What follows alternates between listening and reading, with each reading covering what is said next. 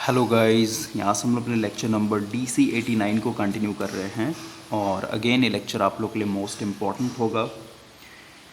अभी यहाँ पे नाइट का टाइम है, बगल में एक बहुत ही हैवी कंस्ट्रक्शन चल रहा है, तो मे भी लेक्चर के अंदर नॉइज़ आ जाए, तो थोड़ा सा आपको यहाँ पे मैनेज करके चलना होगा।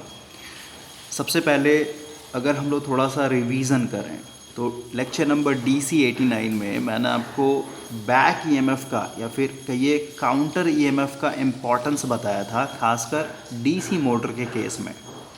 और जब हम लोगों ने बैक ईएमएफ को समझा था तो ये भी हम लोग को समझ में आया था कि स्टार्टिंग कंडीशन में, यानी अगर आपके पास कोई डीसी मोटर है और इसको अगर आप स्टार्ट करना चाहते हैं तो स्टार्टिंग कंडीशन में जो आपका आर्मेचर करंट का इक्वेशन बना था, ये क्या था आपका वीटी मतलब क्या, ये जो आपने डीसी सोर्स लगा रखा है जिससे आपने मोटर को एक तरीके से जोड़ रखा है, वीटी माइनस यहाँ पे था आपका ईबी डिवाइडेड बाय आरए। और अभी हम लोग क्योंकि इनिशियल कंडीशन लेके चल रहे हैं, फिर स्टार्टिंग केस लेकर के चल रहे हैं, तो स्टार्टिंग केस मतलब स्टैंड स्टील पे है आपका एक तरीके से मोटर, तो ईबी आपका एक तरीके से एब्सेंट हो जाएगा। और ईबी एब्सेंट हो गया इसका मतलब क्या, आईए जो होगा आपका सिर्फ और सिर्फ वीटी डिवाइडेड बाय आरए होगा। और ये भी मैंने आपको बताया था कि आर्मेचर के चलते जो भी आपका रेजिस्टेंस होता है ये बहुत ही स्मॉल होता है, ऑलवेज लेस देन 1 ओम होगा, ठीक है। और ये जो आपका डीसी सोर्स है, मान लेते हैं आपका ये 200 वोल्ट का है और आर्मेचर रेजिस्टेंस मान लेते हैं 0.5 ओम का है, तो इसको जब हम लोग सॉल्व करेंगे तो ये हो जाएगा आपका 400 एम्पियर। यानी स्टार्टिंग केस में जो आपका आर्मेचर सप्लाई से करंट खींचेगा ये 400 एम्पियर का करंट का खींचेगा। सोचिए कितना हैवी करंट है। तो अगर ये डायरेक्ट यानी अपने डीसी मोटर को डायरेक्ट बैटरी से जोड़ दिया तो उस सिचुएशन में ये करंट क्या होगा, आपके आर्मेचर को तुरंत बर्न आउट कर देगा, यानी आपका मोटर जो है तुरंत डैमेज हो जाएगा।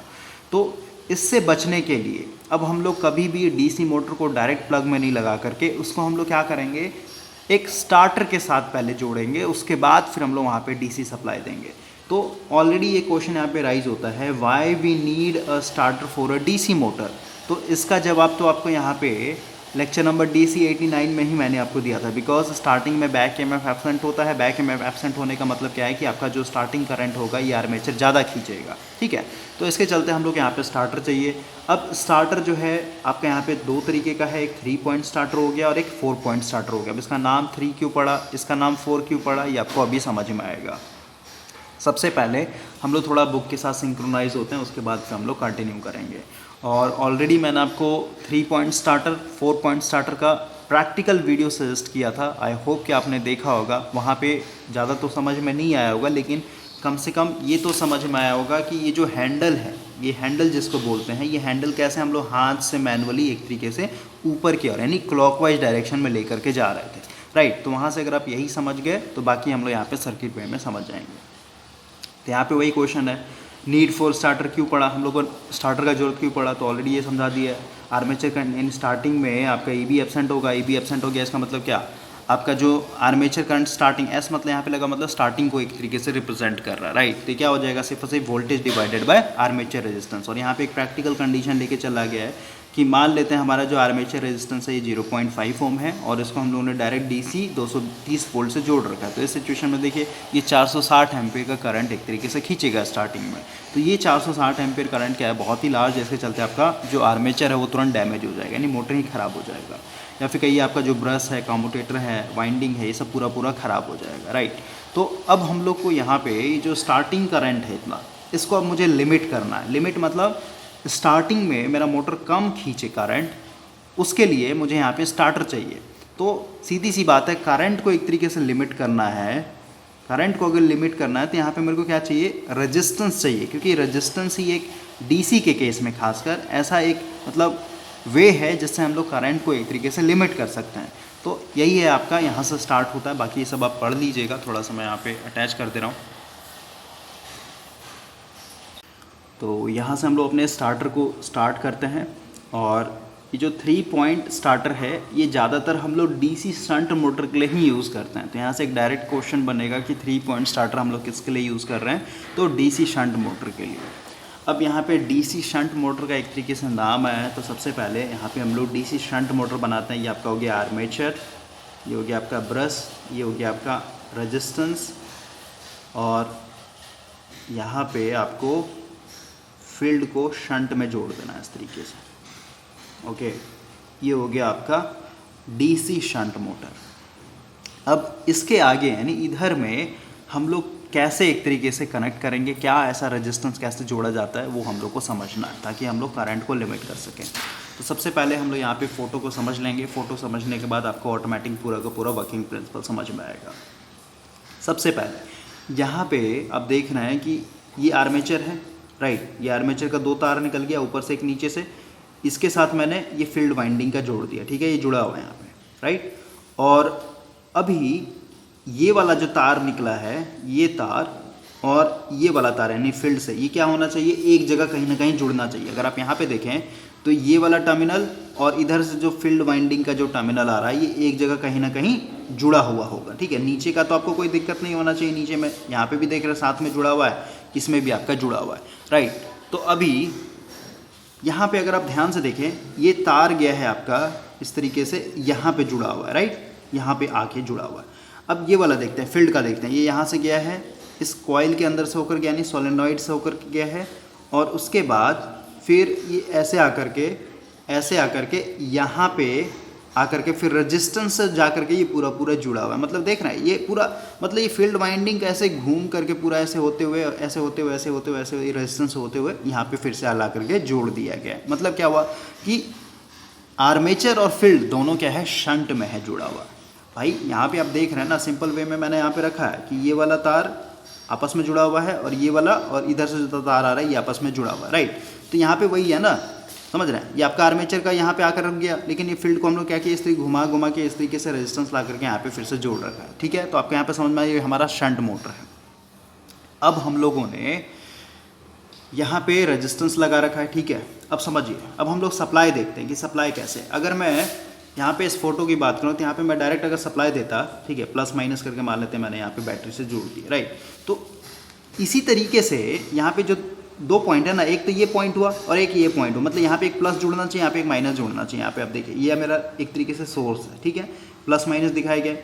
अब इसका जो एक करंट है, ये OLC क्या है, NVC क्या है, इस पर हम लोग बात करेंगे। सबसे पहले अभी हम लोग कनेक्शन समझ रहे हैं। तो ये तार इस सोलेनॉइड से होकर के इस तरीके से, ये कहाँ जुड़ा हुआ है, एक तरीके से इस लोहे के हैंडल में जुड़ा हुआ है। पूरा का पूरा हैंडल क्या है, एक तरीके से कंडक्टिंग मटेरियल है, राइट। अब दूसरा जो तार है नेगेटिव वाला, इस नेगेटिव वाले को देख रहे हैं, यहाँ पे इसको जोड़ दिया डायरेक्ट। यानी यहाँ पे अगर हम लोग देखें सिंपल सर्किट से, ये जो नेगेटिव टर्मिनल था बैटरी का, इसको तो लाकर डायरेक्ट जोड़ दिया, इसमें कोई दिक्कत नहीं है, वही सेम सिंपल यहाँ पे रखा गया है। बस ये पॉजिटिव वाला जो तार है, पॉजिटिव वाला तार क्या है, यहाँ से ला करके इस हैंडल में जोड़ रखा है। अब देखिए, ये जो हैंडल में ये प्लस तार रखा है, इसको मुझे कहाँ जोड़ना है, इसको उठा करके इस यहाँ पे ला करके जोड़ना है, 5 नंबर पे ला के जोड़ना है। तो अगर आप जोड़ देंगे डायरेक्ट तो आप कहेंगे कि इस तरीके का ये सर्किट एक तरीके से जुड़ा हुआ है। अब समझिए, अभी ये ओपन है, देख रहे हैं, इसमें और इसमें आपका जुड़ा हुआ नहीं है, इसका मतलब क्या है, ये ऑफ पोजीशन पे है। अब आप इमेजिन कीजिए कि अभी मैं क्या कर रहा हूँ, इसको सबसे पहले ये जो कॉन्टैक्ट है आपका, ये 1 के साथ मैं जोड़ूंगा, ठीक है। 1 के साथ जोड़ने का मतलब क्या है भाई, जैसे इमेजिन कीजिए ये वाला दोनों तार जुड़ा हुआ है, ठीक है। तो यहाँ से देखिए सर्किट कंप्लीट हो, कैसे कंप्लीट हुआ, यहाँ से करंट चलेगा, इस सोलेनॉइड से होकर के चलेगा, इस लोहे से होकर के आएगा, फिर ये यहाँ पे आ जाएगा, ठीक है। अब आप देख रहे हैं कि यहाँ पे आकर के 2 पार्ट में टूटेगा करंट। एक तो इधर चला जाएगा करंट, ठीक है, यानी एक ये पाथ हो गया और एक आपका इधर वाला पाथ हो गया, राइट। यानी इस पॉइंट पे 2 पार्ट में टूटेगा करंट, क्योंकि भाई यहाँ पे वही चीज़ है ना, इधर से जो करंट आएगा इस पॉइंट पे आकर क्या होगा, 2 पार्ट में टूटेगा, एक इधर आएगा एक इधर आएगा, तो वही चीज़ है। तो इधर जो करंट आएगा, यहाँ पे देखिए ध्यान से, इधर से जो करंट आएगा, ये इस तरीके से होते पूरा रेजिस्टेंस होते हुए इस तरीके से होते हुए ये कहाँ जाएगा, ये पूरा आर्मेचर में चला जाएगा। यानी क्या हुआ कि स्टार्टिंग के केस में जब ये आप इस हैंडल को स्टड नंबर 1 से जोड़े हुए रहेंगे, तो स्टार्टिंग के केस में ये जो पूरा का पूरा रेजिस्टेंस है R1 R2 R3 R4, ये पूरा का पूरा क्या है, आर्मेचर के साथ जुड़ा हुआ है सीरीज में। देख रहे हैं आर्मेचर का ये तार निकला हुआ है इस तरीके से, ओके।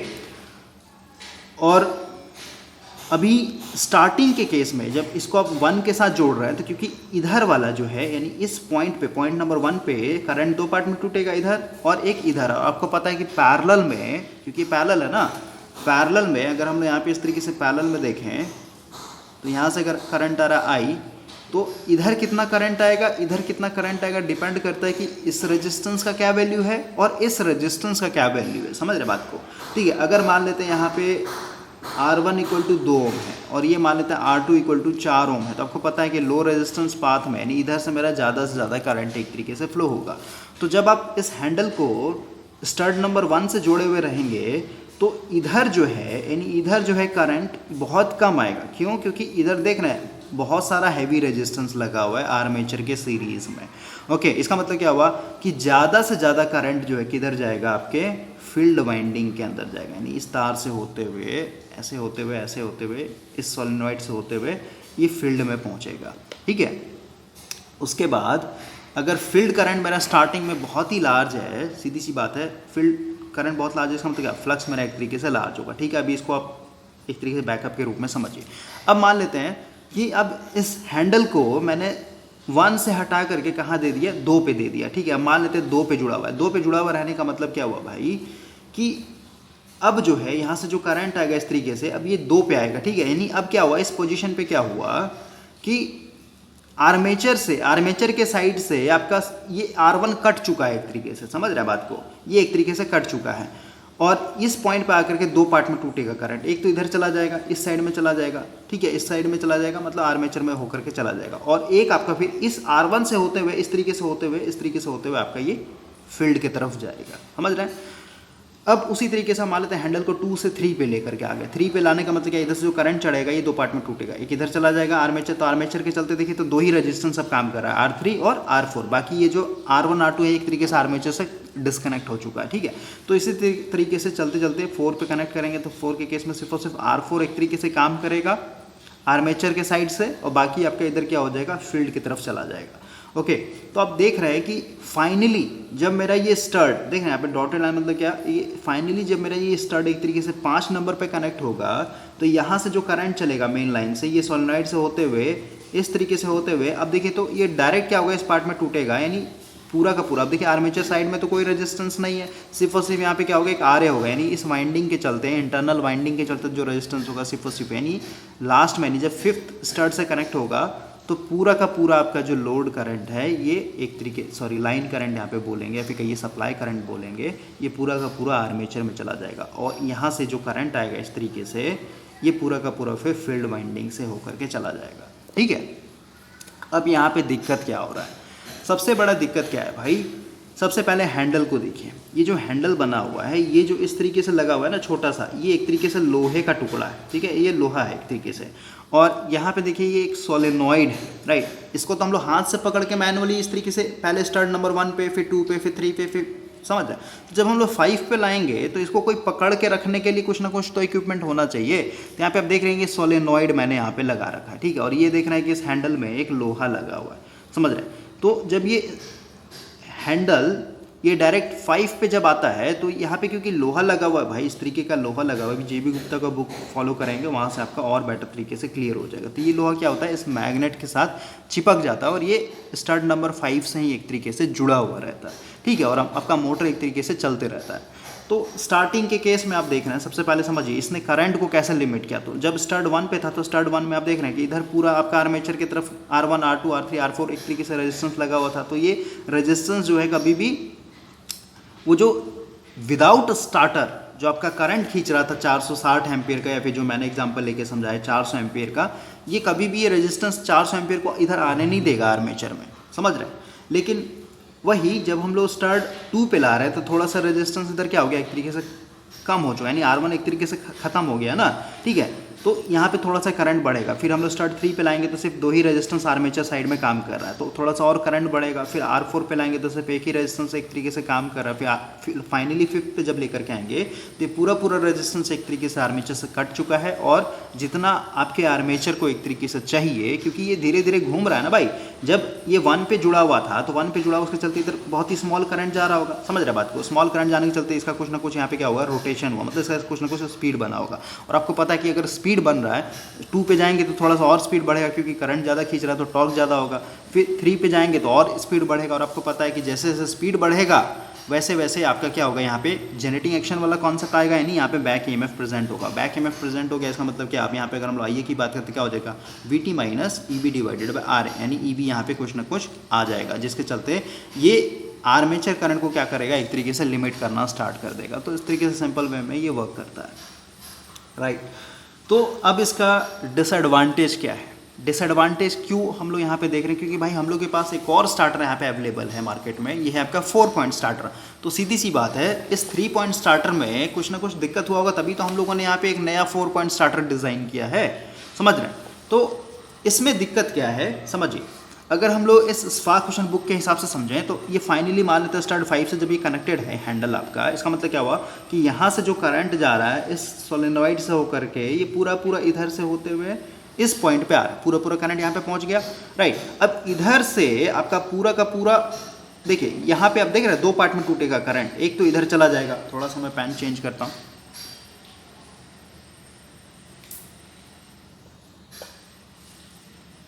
देखिए एक तो इधर आ गया करंट, ठीक है, और एक आपका इधर चला जाएगा करंट, क्योंकि यही 2 रास्ता है इसके पास। तो इधर जो करंट जाएगा यानी आर्मेचर की तरफ करंट जाएगा वो तो बहुत ही सही वे में, मतलब इसका मैग्नीट्यूड अच्छा खासा होगा, ठीक है। लेकिन इधर जब देखेंगे क्योंकि अब ये जो रेजिस्टेंस है, ये चारों का चारों रेजिस्टेंस जो है इधर से होते हुए करंट इस तरीके से होते हुए यहाँ से मुड़ते हुए इस तरीके से होते हुए ये कहाँ जाएगा, ये इस सोलेनॉइड में होकर के ये एक तरीके से फील्ड में एक तरीके से जा रहा है। मतलब जब ये रनिंग कंडीशन में आ जाएगा तो सिचुएशन में जो फील्ड करंट होगा ये बहुत ही स्मॉल हो जाएगा भाई, ठीक है। IF आपका बहुत ही स्मॉल हो जाएगा, क्यों, क्योंकि आप देख रहे हैं IF के पास जो रास्ता है ये चारों रेजिस्टेंस से हो करके जाएगा, ये समझ रहे हैं बात को, ठीक है, इस तरीके से आपका। तो आप कहेंगे ना कि रेजिस्टेंस एक तरीके से स्टार्टिंग में आर्मेचर के लिए काम कर रहा था और ये जब आपका स्टार्ट नंबर 5 से कनेक्ट हो गया तब यही पूरा का पूरा रेजिस्टेंस क्या है एक तरीके से फील्ड के लिए काम कर रहा है। अगर आप इस डायग्राम से समझने की कोशिश करें तो मैं यहाँ पे कन्फ्यूज़न नहीं रखना चाहता हूँ, जो फोटो बना उसी को मैं एक्सप्लेन कर रहा हूँ, ठीक है। अभी हम लोग JB गुप्ता को फॉलो करेंगे तो जो भी आपके मन में डाउट आ रहा है वो क्लियर हो जाएगा।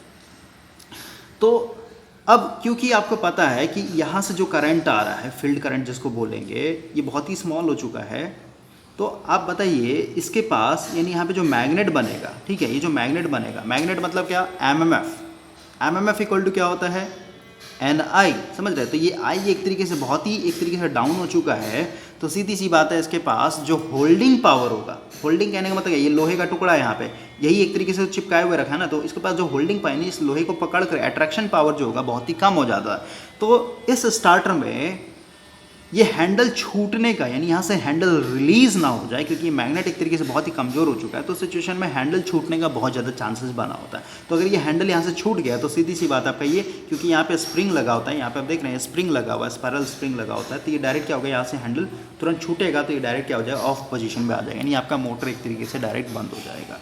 ओके, तो ये सबसे बड़ा यहाँ पे फॉल्ट था, या फिर कहिए यहाँ पे सबसे बड़ा प्रॉब्लम आ रहा है। अब एक चीज़ और समझिए, अभी ये जो फील्ड करंट है, ठीक है, फील्ड करंट भाई हर एक, जैसे मान लेते स्टार्ट नंबर 1 में यानी स्टार्टिंग कंडीशन में लेके चल रहे, जैसे ऑफ पे था ये हैंडल पड़ा हुआ, अब जैसे 1 पे डालेंगे तो जब ये 1 से जुड़ा हुआ तो उस समय फील्ड करंट क्या होगा, बहुत ही एक तरीके से लार्ज होगा। क्यों, क्योंकि इधर पूरा का पूरा आपका लो रेजिस्टेंस पाथ प्रोवाइड किया जा रहा है, ठीक है। तो इधर फ्लक्स मेरा क्या होगा, स्टार्टिंग केस में बहुत ज़्यादा लार्ज बनेगा। अब मान लेते हैं स्टार्ट 2 के साथ जोड़े तो इधर अब R1 एक तरीके से फील्ड के लिए काम करना स्टार्ट कर दिया, मतलब क्या हुआ, फ्लक्स एक तरीके से कमेगा, ठीक है। जब ये स्टार्ट 3 में तो इधर आपका फील्ड के लिए 2 रेजिस्टेंस एक तरीके से काम करने लगे, यानी ये एक तरीके से और कम हो जाएगा। ये जब 4 में जाएगा तो 3 रेजिस्टेंस फील्ड के लिए काम कर रहा है इस तरीके से, तो इधर आपका फ्लक्स और कम हो जाएगा, समझ रहे हैं। इसका मतलब क्या हुआ, इसका मतलब देखिए यहाँ पे बैक EMF बनाने यानी ये मोटर कैसे एक तरीके से, जैसे देखिए DC मोटर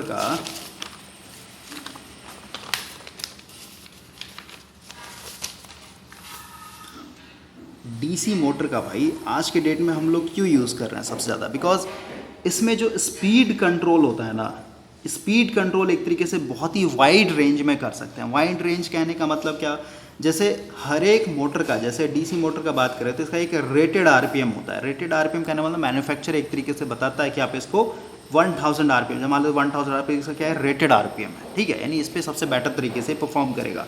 लेकिन DC मोटर के पास एक खासियत होता है कि आप इस रेटेड RPM से इसको ऊपर भी चला सकते हैं और रेटेड RPM से इसको नीचे भी चला सकते हैं, ठीक है। और आपको पता है कि जो स्पीड होता है ये इन्वर्सली प्रोपोर्शनल होता है फ्लक्स के ऊपर, राइट। तो अगर आपका फ्लक्स कमेगा तो स्पीड आपका वैसे तरीके से बढ़ते जाता है। तो आप देख रहे हैं कि ये जो स्टार्टर है, जब ये स्टार्ट 1 से जुड़ा हुआ था तो इस सिचुएशन में इधर जो करंट जा रहा है ये बहुत ही हैवी है। इसका मतलब क्या हुआ, फ्लक्स आपका बहुत ही लार्ज था, ठीक है, एट स्टार्ट नंबर 1 पे जब जुड़ा हुआ है, ठीक है। एट स्टड 2 यानी 2 पे जब जोड़ेंगे तो फ्लक्स पहले से कम जाएगा, क्यों? क्योंकि इस साइड में यहाँ से करंट अब डिस्ट्रीब्यूट होगा ना, इधर कुछ जाएगा आर्मेचर की तरफ और बाकी इधर, तो इधर फील्ड की तरफ एक रेजिस्टेंस बढ़ चुका है, तो फील्ड करंट कुछ ना कुछ कमेगा।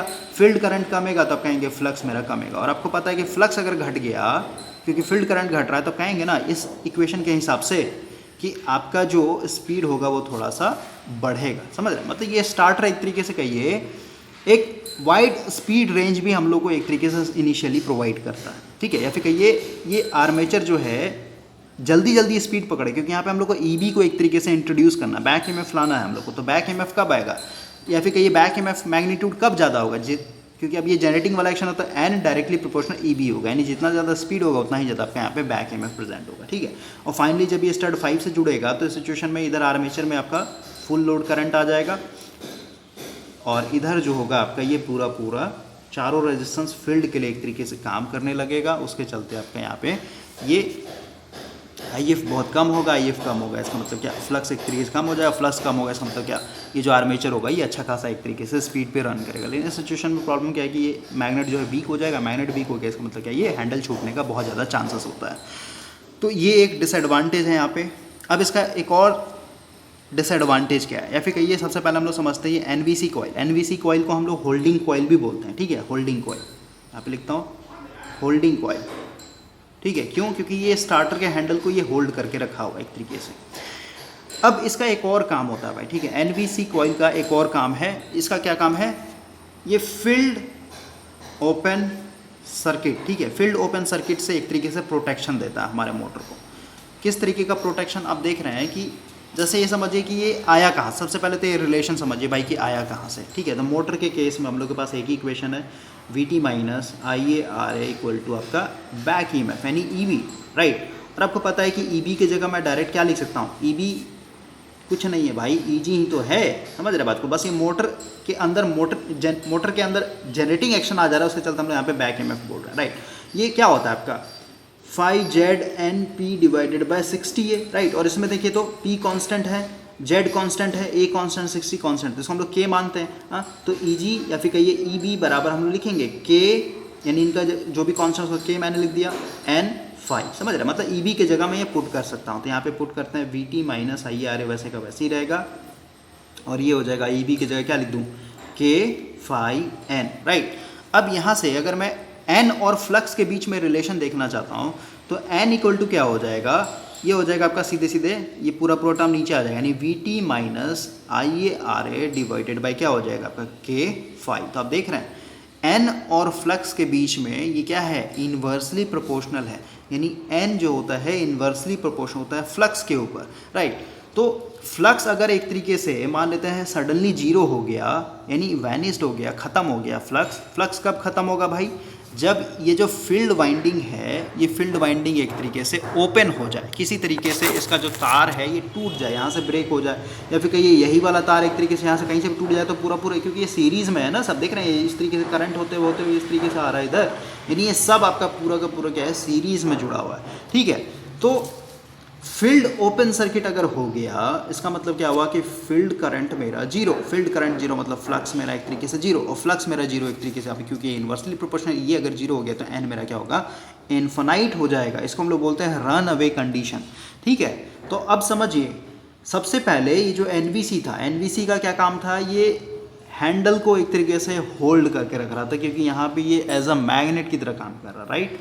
एक और इसका क्या काम है, मान लेते हैं ये फील्ड मेरा यहाँ से तार टूट गया है, फिर कहिए अंदर से कहीं से तार टूट गया, राइट। ये तार टूट गया, इसका मतलब क्या हुआ भाई कि ये सर्किट इनकम्प्लीट है, यहाँ से तार टूट चुका है, इधर से जो करंट आ रहा है ना, ये करंट आएगा ही नहीं, या फिर कहिए सोलेनॉइड से कहीं से टूट गया, यहाँ से टूट गया एक तरीके से, ठीक है। अगर ये टूट गया तो ये यहीं से ओपन हो गया, समझ रहे बात, यहाँ से ओपन हो गया, इधर करंट कोई आएगा ही नहीं, करंट कोई आएगा नहीं तो मतलब क्या हुआ एक तरीके से, ये जो एनवीसी कॉइल है, हम लोग होल्डिंग कॉइल बोल रहे हैं, इसके अंदर कोई करंट नहीं है, करंट नहीं है, इसका मतलब क्या है, इसके अंदर मैग्नेट नहीं बनेगा, और ये मैग्नेट नहीं बनेगा तो क्या होगा, ऑटोमेटिक ये स्टार्टर को क्या करेगा, यानी हैंडल को क्या कर देगा, डायरेक्ट छोड़ेगा, वैसे डायरेक्ट यहाँ पे ऑफ हो जाएगा, ठीक है।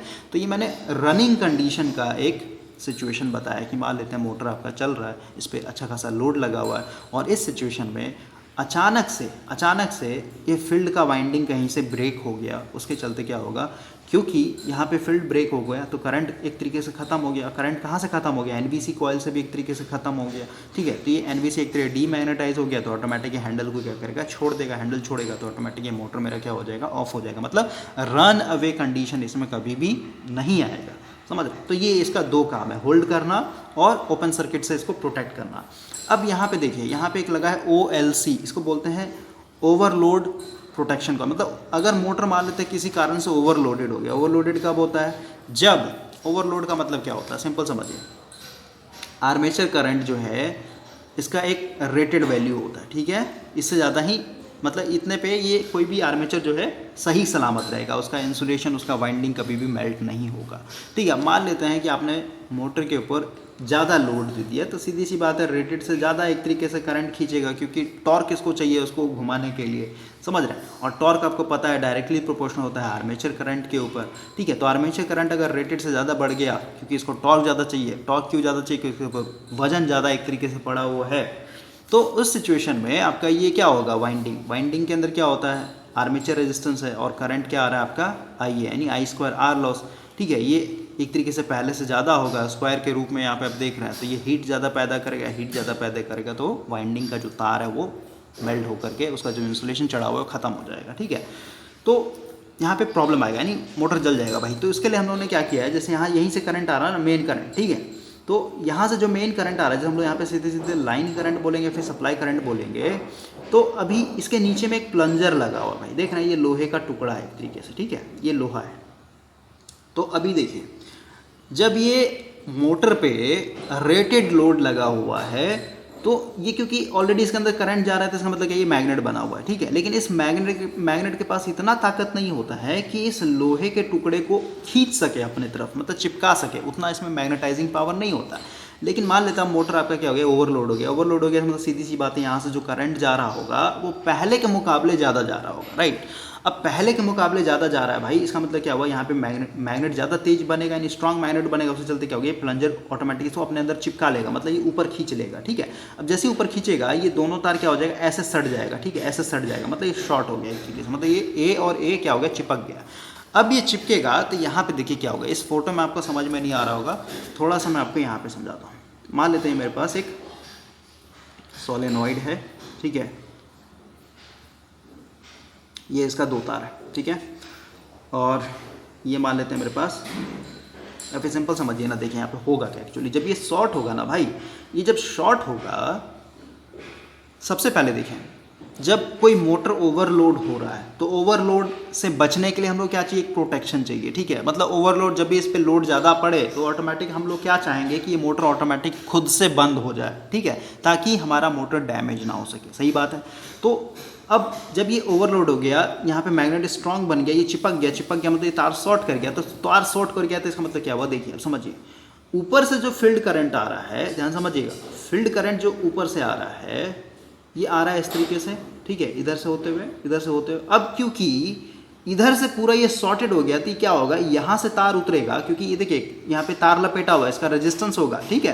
तो आपको पता है कि ये जो शॉर्ट हो गया, मतलब इधर दो पाथ हो गया ना, एक तो करंट इधर से डाउन होगा या तो एक इधर से जाएगा, ठीक है। तो करंट हमेशा लो रेजिस्टेंस पाथ फॉलो करता है, ठीक है। तो इधर से जो करंट आ रहा है ये पूरा का पूरा यहीं से उतर जाएगा नीचे, आगे नहीं जाएगा, क्योंकि आगे रेजिस्टिव पाथ है, यहाँ से उतरेगा, यहाँ से होगा, यहाँ से हो जाएगा, यहाँ से हो जाएगा, यहीं से निकल करके इस फील्ड से होकर के ये बाहर निकल जाएगा, ठीक है, इस तरीके से। इसका मतलब क्या हुआ कि इस सोलेनॉइड के अंदर करंट आएगा ही नहीं, ठीक है, आने ही नहीं दिया गया, ठीक है। अब इस सोलेनॉइड के अंदर आने ही नहीं दिया गया करंट भाई, और जब इसके अंदर करंट ही एक तरीके से ख़त्म हो गया तो ये डीमैग्नेटाइज हो गया। अब डीमैग्नेटाइज हो गया तो हैंडल ये तुरंत क्या कर देगा, छोड़ देगा, ठीक है। अभी जैसे ही छोड़ेगा तो ये आपका जो हैंडल ये डायरेक्ट ऑफ पोजीशन पे आकर के ख़त्म हो जाएगा, ठीक है। तो आप देख रहे हैं कि ये जो पूरा का पूरा मोटर के अंदर सप्लाई दिया जा रहा है ना, ये जो हैंडल है, ये हैंडल 5th नंबर स्टड से लगा हुआ है, तभी एक तरीके से ये मोटर एक तरीके से वर्क कर रहा है, ठीक है। तो ओपन सर्किट से भी सिचुएशन में, यानी ओपन सर्किट मतलब फील्ड एक तरीके से खत्म, यानी फ्लक्स जब मेरा एक तरीके से जीरो हो गया तो सिचुएशन में भी हैंडल रिलीज हो जाएगा, ठीक है। और जब ये ओवरलोड कंडीशन पे होगा तो उस सिचुएशन में भी आपका ये हैंडल रिलीज हो जाएगा, ठीक है। हैंडल रिलीज होगा, ऑटोमेटिक आपका मोटर एक तरीके से शट डाउन हो जाएगा। तो ये दोनों तरीके से प्रोवाइड करता है, ये ओवरलोड प्रोटेक्शन है और ये आपका एक तरीका ये ओपन सर्किट, यानी फील्ड जो है ओपन सर्किट हो गया उससे बचने के लिए। तो आई होप कि आपको ये क्लियर हो गया होगा। तो वही सब आपका यहाँ पे लिखा गया है, राइट। इसको आप एक बार पढ़ लीजिएगा। अब हम लोग यहाँ पे ड्रॉबैक पढ़ते हैं। तो ड्रॉबैक मैंने आपको ऑलरेडी समझाया कि 3 point starter suffer from a serious drawback for a motor with large variation of speed bye adjusting the field rheostat. ठीक है, फील्ड रियोस्टेट देख रहे हैं यहाँ पे, आप कह सकते हैं कि ये रेजिस्टेंस जो है आपका एक तरीके से फील्ड करंट को एक तरीके से हर एक स्टार्ट 1 पे, स्टार्ट 2 पे, स्टार्ट 3 पे, यानी फील्ड का भी रेजिस्टेंस एक तरीके से वेरी हो रहा है ना, समझ रहा बात को। तो उसके चलते क्या होगा, यहाँ पे लिखा है a very low field current will make the holding electromagnet too weak, holding magnet मतलब NVC, ठीक है, too weak to overcome the force exerted by the spring. सीधी सी बात है भाई, देखिए इसमें स्प्रिंग लगा हुआ ना, देख रहे हैं ये स्प्रिंग लगा हुआ है, तो स्प्रिंग क्या होगा, हमेशा इस साइड में फोर्स लगा रहा होगा, क्योंकि इसको तो हमेशा एक तरीके से न्यूट्रलाइज्ड होना है ना, समझ रहा। और ये जो मैग्नेट है इसको इधर खींच रहा होगा, ठीक है। तो ये अगर ज़्यादा कमजोर हो गया तो इसका जो स्प्रिंग है, स्प्रिंग के चलते इस साइड में जो फोर्स लगा है वो ज़्यादा हो जाएगा, बड़ा, तो ऑटोमेटिक इसको खींच लेगा। तो ये मतलब छूटने के ज़्यादा चांसेस होता है। तो इतना ही रहने देते हैं। अब हम लोग आते हैं 4 पॉइंट स्टार्टर पे भाई, ठीक है। 4 पॉइंट स्टार्टर पे ये सब समझ लीजिए, उसके बाद फिर हम लोग JB गुप्ता पे आएंगे। ये फोटो और क्लियर हो जाएगा। आप कहिएगा ना यहाँ पे कि भाई ये जो रेजिस्टेंस लगाया R1 R2 R3, ये तो हम लोगों ने आर्मेचर को एक तरीके से करंट को लिमिट करने के लिए लगाया है, ठीक है। अब ये आप बोल रहे हैं R1 R2 R3 जो है आपके फील्ड को भी एक तरीके से कंट्रोल कर रहा है, ठीक है। तो वो क्लियर हो जाएगा, थोड़ा सा पेशेंस रखिए। बस यहाँ पे कन्फ्यूज़न ना हो, ये जो सर्किट में फोटो दिखाया गया उसको मैंने आपको समझाया, राइट। तो इसमें हम लोग कोई भी अपने हिसाब से एडिटिंग नहीं करेंगे। अब आते हैं 4 पॉइंट स्टार्टर में। सबसे पहले समझिए इसका 3 पॉइंट स्टार्टर नाम क्यों पड़ा। इसका भी आंसर आपको JB गुप्ता के बुक में समझ में आ जाएगा, ठीक है। उसमें फ़ोटो जो है बहुत बेटर तरीके से दिखाया गया है। तो अब हम लोग आते हैं 4 पॉइंट स्टार्टर पे। नाम 3 पॉइंट क्यों पड़ा, 4 पॉइंट क्यों पड़ा, लास्ट में हम लोग बात करेंगे उस पर। अब समझिए 4 पॉइंट स्टार्टर में क्या है भाई, देखिए यहाँ पे हम लोग JB गुप्ता के बुक के स्टार्टर को समझ ही लेते हैं। यहाँ पे अगर आप ध्यान से देखें तो सब चीज़ सेम है। ये आपका शंट में मोटर लगा हुआ है, देख रहे हैं यहाँ पे दोनों तार जुड़ा हुआ है, ठीक है। इसका तार ला करके कहाँ जोड़ा गया है, स्टार्ट नंबर 6 पे जुड़ा हुआ है, राइट। और ये देखिए यहाँ पे एक तरीके से रियोस्टेट लगाया गया है, ठीक है। इसको हम लोग वेरिएबल रियोस्टेट कर देंगे तो ज़्यादा बेटर होगा, ओके। और इस वाले फ़ोटो में जो रेजिस्टेंस लगा हुआ है ना, जो इशफाक हुसैन में ये जो रेजिस्टेंस लगा हुआ था वो एक बार आर्मेचर के लिए काम कर रहा था, दूसरी बार आपका फील्ड के लिए काम कर रहा था, ठीक है। लेकिन यहाँ पे आपको ज़्यादा बेटर तरीके से क्लियर होगा। तो ये फील्ड वाइंडिंग है, यहाँ पे रियोस्टेट लगा हुआ सीरीज़ में, ताकि हम लोग अपने फ्लक्स को कंट्रोल कर सकें। ये एक तरीके से जा करके ये आपका होल्डिंग कॉइल है, इस होल्डिंग कॉइल से होकर के यहाँ से तार निकाल करके इस लोहे में जुड़ा हुआ है। इसको हम लोग बोल रहे हैं ब्रास, मतलब ये एक तरीके से कहिए कंडक्टिंग पूरा है ये एक तरीके से, ठीक है। ये पूरा डार्क ब्लैक से दिखाया गया है, ये कंडक्टर की तरह काम कर रहा है, ओके। तो अब ध्यान समझिए, ये आपका आर्मेचर से तार निकला हुआ है, ये पूरा रेजिस्टेंस के साथ जुड़ा हुआ, देख रहे हैं पूरा रेजिस्टेंस है। और ये जो फील्ड से तार निकला है इस होल्डिंग कॉइल से होकर के ये इस डार्क कलर के मेटल से लगा हुआ है, राइट। अब देखिए, अब हम लोग ये DC सप्लाई दिया हुआ है, ठीक है। तो नेगेटिव तार हम लोग को, यानी इसको ऐसे double pole double throw switch है, तो इसको हम लोग ऐसे करेंगे, डाउन करेंगे तो ये वाला इससे चिपक जाएगा, ये वाला इसके साथ चिपक जाएगा, मतलब हमारा सर्किट एक तरीके से कंप्लीट हो चुका है, राइट। अब देखिए ये मेन करंट यहाँ से जाएगा। अब देखिए 3 पॉइंट स्टार्टर क्यों बोला गया इसका, तो सबसे पहले देखिए ये आपका मेन लाइन करंट आ रहा है, तो इसको हम लोगों ने लाइन बोल दिया, ठीक है, पहला पॉइंट, ठीक है। दूसरा मेरा फील्ड का है, तो इसको हम लोगों ने फील्ड का पॉइंट है मेरा, ठीक है। और ये तीसरा मेरा आर्मेचर का पॉइंट है, इसलिए हम लोगों ने इसको बोला आर्मेचर, इसलिए हम लोग इसको बोलते हैं 3 पॉइंट स्टार्टर। 3 ही पॉइंट इसके अंदर निकला हुआ है, राइट। जैसे आप मोटर खरीद के लाइए, मतलब जो स्टार्टर खरीद के लाइएगा ना भाई, ठीक है। तो अभी यहाँ पे अगर समझें, सबसे पहले मेरे पास क्या है, एक मोटर हो गया, राइट, एक स्टार्टर हो गया, राइट, और एक मेरे पास यहाँ पे DC सप्लाई है, ठीक है। 3 चीज़ होगा। आप कैसे जोड़ेंगे प्रैक्टिकल लाइफ में, और जो मैंने वीडियो सजेस्ट किया था उसमें आप जा करके, क्योंकि आप सर्किट डायग्राम समझ गए, तो देखिए मोटर से मेरा 2 तार निकलेगा, ठीक है। एक तो हो गया आपका फील्ड का, ठीक है, इस तरीके से बना लेते हैं हम लोग, और रफ डायग्राम बनाता हूँ मैं, ठीक है। आपको पता है ये फील्ड का हो गया, आर्मेचर का, ये हमेशा जुड़ा हुआ रहता है, ठीक है, इस तरीके से, ठीक है। स्टार्टर में मतलब कुछ नहीं है भाई, यहाँ पे वही है कि पहले समझिए इसको, ठीक है। उसके बाद हम लोग कनेक्शन कैसे करेंगे समझ में आ जाएगा। यहाँ से जो मेन करंट जाएगा ये आपका ओवरलोड एक तरीके से सोलेनॉइड है, मतलब प्रोटेक्शन के लिए है, इसको ऑलरेडी बता दें, इस पर हम लोग बात नहीं करेंगे। यहाँ से होकर के ये आएगा इस स्टड में, ठीक है। ये आप देख रहे हैं ये लोहे का टुकड़ा होता है, इसको बोलते हैं सॉफ्ट आयरन कीपर, क्योंकि यही जो है आपका यहाँ पे होल्डिंग कॉइल में आकर के चिपकता है, ठीक है। तो अभी आपका करंट आ गया यहाँ पे, अब अभी ऑफ पोजीशन पे, मान लेते हैं हाथ से मैंने मैनुअली क्या किया, इसको स्टड 1 पे लगाया, ठीक है। स्टड 1 पे लगाते ही क्या होगा, ये आपका दोनों चिपक जाएगा, ठीक है, इस तरीके से चिपक जाएगा, तो इधर से करंट आएगा। तो यहाँ देखिए एक तो करंट मेरा ये ब्रास के अंदर से होते हुए फील्ड में चला जाएगा, मतलब सोलेनोइड से होते हुए इस तरीके से चला जाएगा फील्ड के अंदर, ठीक है। और दूसरा जो है मेरा ये यहाँ से जाएगा, समझ रहे बात को, रेजिस्टेंस से होकर के, ठीक है। तो ये जब स्टड 1 से जुड़ेगा तो इधर पूरा का पूरा ऊपर में जितना भी रेजिस्टेंस लगा हुआ है, पूरा पूरा रेजिस्टेंस क्या है, सीरीज में आप देख रहे हैं आर्मेचर की तरफ है, मतलब आर्मेचर में करंट एक तरीके से ना के बराबर में जाएगा, पूरा का पूरा करंट जो है मेरा क्या हो जाएगा, ये फील्ड में चला जाएगा, ठीक है। उसके स्टड 2 में जोड़ेंगे तो स्टड 2 में आप देख रहे हैं, अब क्योंकि ये जो ऊपर वाला रेजिस्टेंस है ये कट आउट हो चुका है, इतना जो रेजिस्टेंस है मेरा ये कट आउट हो चुका है, ये पूरा पूरा इधर वाला जो रेजिस्टेंस है ये आर्मेचर के साथ जुड़ा हुआ है, ठीक है। और ये जो ब्रास वाला है ना मेटल, ठीक है, ये अब देख रहे हैं ये अब रेजिस्टेंस की तरह काम नहीं कर रहा है यहाँ पे, जैसे उस केस में यानी स्पार्क क्वेश्चन में क्या था, अगर आप स्पार्क क्वेश्चन को देखें, स्पार्क क्वेश्चन में क्या था भाई, यहाँ पे सर्किट में गलती क्या है कि जब आप इसको स्टड 2 के साथ जोड़ रहे हैं ना, तो 2 के साथ जोड़ने का मतलब क्या है कि यहाँ से इधर से जो करंट होकर जाए, क्योंकि फील्ड में जाने के लिए सिर्फ और सिर्फ एक ही रास्ता आपने प्रोवाइड किया है, यानी ये जो रेजिस्टेंस है R1 ये अब फील्ड की तरह एक तरीके से, मतलब फील्ड में एक तरीके से जुड़ते जा रहा है, समझ रहे हैं। लेकिन यहाँ पे इस फोटो में नहीं है ऐसा, इस फोटो में अगर आप देखें तो फील्ड के लिए जाने के लिए हम लोग के पास ये ब्रास वाला पाथ दिया गया है, ठीक है। तो जब ये स्टड ये 2 से जुड़ेगा तो इधर से कुछ करंट चला जाएगा फील्ड में, और बाकी जो है आपका ये पूरा का पूरा रेजिस्टेंस होकर के आर्मेचर में जाएगा। ये जो रेजिस्टेंस है ये एक तरीके से कहिए डिस्कनेक्ट हो चुका है, इसको ना ही हम लोग फील्ड में जोड़ रहे हैं, ना ही हम लोग इसको आर्मेचर में जोड़ रहे हैं, ठीक है। तो ये अंतर हुआ, ओके। उसी तरीके से जब स्टड 6 के हाथ जोड़ देंगे तो स्टड 6 के हाथ जोड़ने का मतलब क्या है, यहाँ पे जुड़ा हुआ है तो ये मेन करंट इधर से आएगा, यहाँ से इस तरीके से चढ़ेगा, यहाँ से चढ़ेगा, ये पूरा का पूरा आर्मेचर में चला जाएगा और बाकी आपका इधर से फील्ड में चला जाएगा, ठीक है। फील्ड के वैल्यू को चेंज करने के लिए हम लोग ने यहाँ पे रियोस्टेट लगाया हुआ, समझ रहे, ताकि हम लोग अपने फ्लक्स को वेरी कर सकें, घटा बढ़ा सकें, उसके चलते आपका स्पीड जो है आपका घट बढ़ सके। क्योंकि डीसी मोटर हम लोग यूज़ ही करते हैं क्योंकि इसके पास एक बहुत ही बड़ा एडवांटेज है, wide range of speed control, ठीक है। तो ये था, और यहाँ पे आप देख रहे हैं ये प्लंजर लगा हुआ है, बताया था ये ओवरलोड जब होगा तो इसके पास ताकत ज़्यादा हो जाता है, तो ये इसको क्या करेगा, खींच लेगा अपने, तो खींचेगा तो ये चिपक जाएगा, ये वाला इसके साथ शॉर्ट हो जाएगा, ये वाला इसके साथ शॉर्ट हो जाएगा।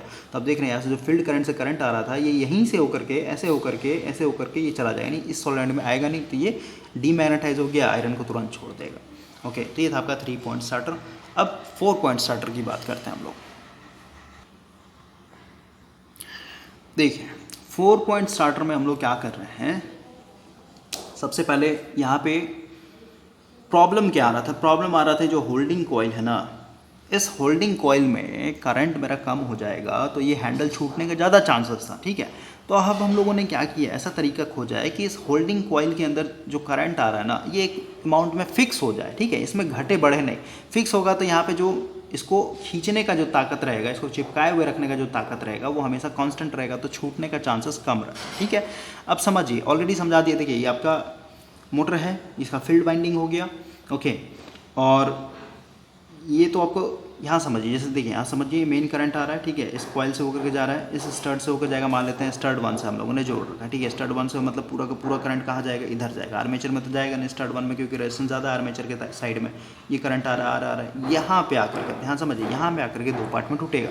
एक तो आपका फील्ड में पहले क्या था, इधर से जो करंट उतर रहा था ये पूरा पूरा इस एनवीसी कॉइल से होकर के डायरेक्ट फील्ड में जा रहा था, ठीक है।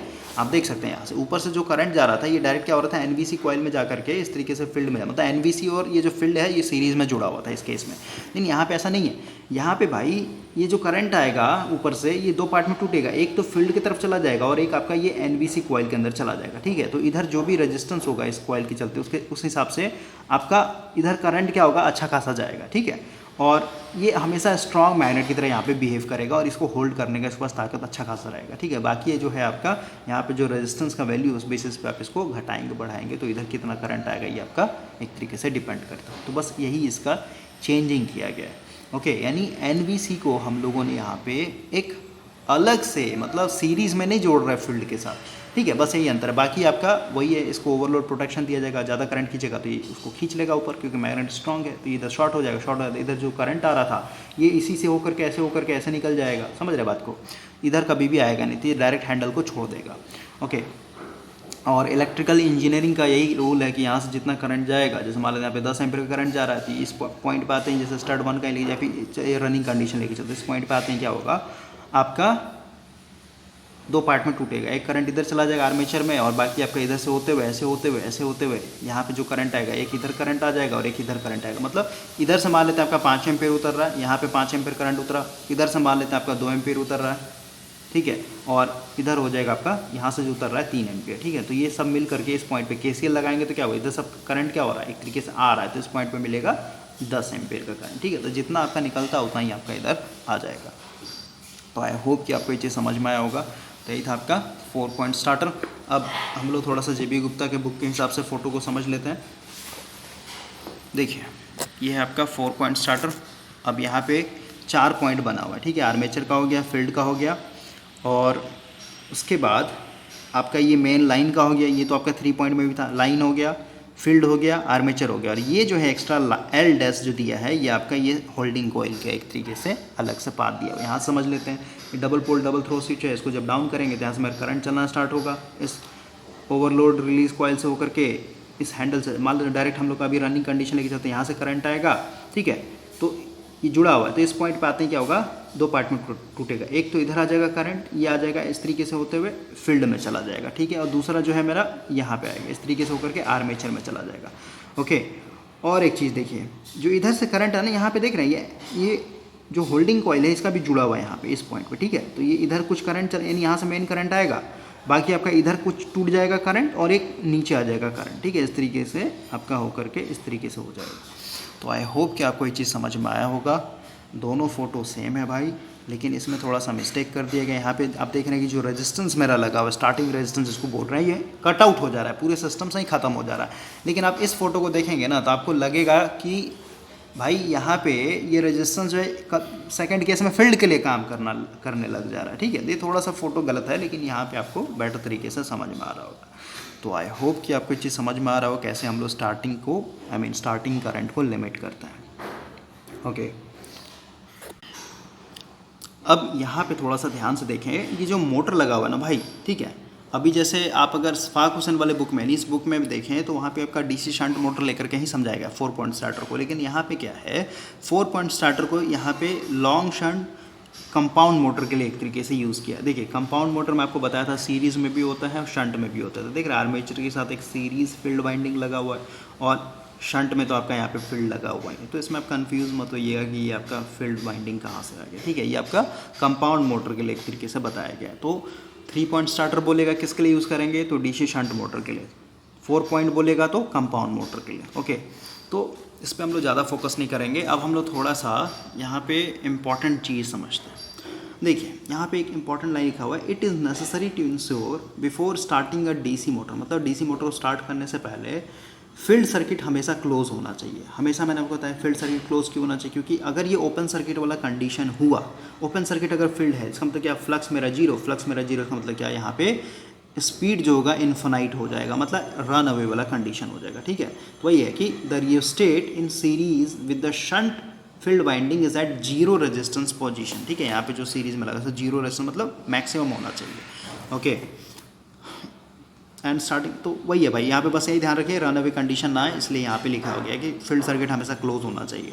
आगे बोल रहा है अब हम लोग मोटर को कैसे बंद करेंगे। स्टार्ट करना तो ठीक है हम लोगों ने समझ लिया, ठीक है, और ये भी हम लोगों ने समझ लिया कि कोई फॉल्ट आता है, जैसे ओवरलोड का कंडीशन आता है तो उस समय भी आपको पता है कि होल्डिंग कॉइल डीमैग्नेटाइज होगा तो हैंडल को छोड़ देगा डायरेक्ट, ठीक है। या फिर कहिए ओपन सर्किट फील्ड का कंडीशन आता है तो वो भी आपका डायरेक्ट हैंडल को रिलीज़ कर देगा, ठीक है। लेकिन अब हम लोग यहाँ पे हेल्दी कंडीशन में मान लेते हैं हम लोगों ने मोटर को चलाया 1 घंटे के लिए, अब उसके बाद हम लोग बंद करना चाहते हैं, ठीक है। तो बंद कैसे करेंगे, बंद करने के लिए क्या क्या एक तरीके से स्टेप है यहाँ पे लेना। तो for stopping the motor the line switch should always be open rather than throwing back the starting are. देखिए ये सब लाइन को छोड़िए, हम लोगों ने ऑलरेडी इंडक्टर का एक तरीके से वर्किंग प्रिंसिपल समझा है, ओके। और अब बोलिएगा कि डीसी में तो इंडक्टर आता नहीं है, तो फिर आप यहाँ पे कैसे आप बोल रहे हैं। तो भाई डीसी में आपका एक आता है डीसी ट्रांजिएंट, ठीक है। तो डीसी ट्रांजिएंट में सबसे पहले देखिए डीसी के केस में इंडक्टर या फिर कहिए आपका जो कैपेसिटर होता है ये कब काम करेगा, ठीक है। जब आप स्विच को स्विच को ऑन कर रहे हैं या फिर कहिए ऑफ कर रहे हैं, उस सिचुएशन में यानी उस टाइम का जो केस होता है उसको वो बोलते हैं डीसी ट्रांजिएंट। ओके, क्योंकि यहाँ पे सडनली जैसे मान लेते हैं कि मेरे पास ये सोलेनॉइड है और इसको मैंने अभी मान लेते हैं बैटरी से डायरेक्ट जोड़ा है, तो स्टार्टिंग कंडीशन में नहीं, जब यहाँ से स्विच ओपन था बैटरी नहीं जुड़ा हुआ तो उस समय तो करंट मेरा क्या था, जीरो था, राइट। लेकिन जैसे मैंने यहाँ पे बैटरी से स्विच ऑन कर दिया तो हम तो क्या करंट का वैल्यू कुछ बढ़ा कि नहीं बढ़ा, बोलिए। हाँ, तो एक टाइम के साथ आप देख रहे हैं करंट में चेंजिंग आ रहा है कि नहीं आ रहा है, चेंजिंग आ रहा है। हम तो क्या कि इस सिचुएशन में ये एज अ इंडक्टर की तरह बिहेव करेगा, ठीक है, ये करंट को ईजिली बढ़ने नहीं देगा।